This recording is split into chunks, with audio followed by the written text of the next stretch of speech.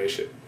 At this point, you're still wearing your mop suit. Yes. Right? Yes. At that point, we were still wearing. And I honestly, to this point, don't remember where we were or at what point in the whole situation we were when we got to take them off. I do remember taking them off and being thankful that we could finally take them off.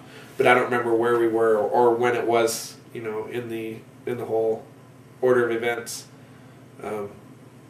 But we woke up the next morning and never got gassed, and I was very thankful for that. And then we went on a... But at that time, you were using you had your gas mask. Oh, it was a pillow. Okay. Yeah, it was right where I knew where it was. It was definitely...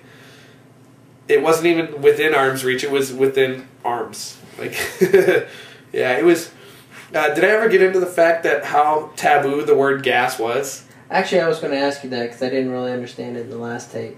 Because I remember you said it was gas mask, and then after that was field protective mask. Yeah, so like there was some kind of code for when it was for real, when it wasn't. Well, nobody said the word gas. Like it was just like I know in my squad with Corporal Delfield, like nobody said the word gas. Like Corporal Delfield was I would like to meet him again someday because he was very down to earth and he was a good person. Like, wasn't one of those guys that would just thrash you because he wanted to. Like, if you did something stupid, he was like, you know, all right, sweat a little bit, and then like, did you learn from your dumbass mistake? Yes, I did. All right, well then get up and go deal with, like, fix yourself, you know?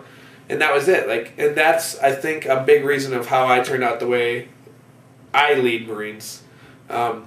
You know, there's no reason to thrash someone for something that's, you know, for no reason at all. Like, if they don't want paperwork, like,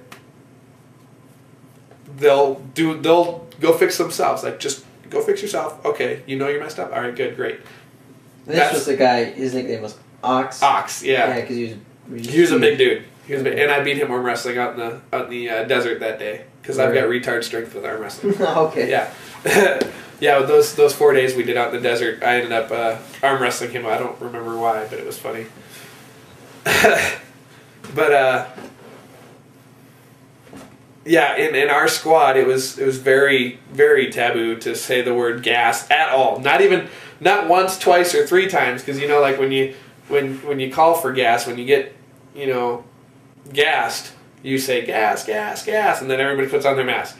Like, it was so taboo for us. Like, you didn't even say it one time because you heard that word and everybody's head looked like, what? Are you gonna say it again? Like, is this real? Is this, you know, it was just, we didn't want to deal with it at all. So when we were talking about our gas mask, it was not our gas mask. It was our field protective mask. Like, hey, let me see your field protective mask. You know, like, oh, okay, blah, blah, blah. You know, like, it wasn't, hey, let me see your gas mask.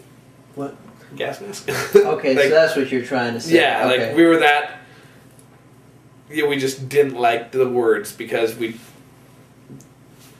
didn't want to have to deal anything with gas because it was, because they made it such a real threat. Like, they said Saddam has it, Saddam will use it, and now at, you know, in Numidia, they're like, Saddam has given authorization to use it, you know, so it was a real threat and it was scary, you know.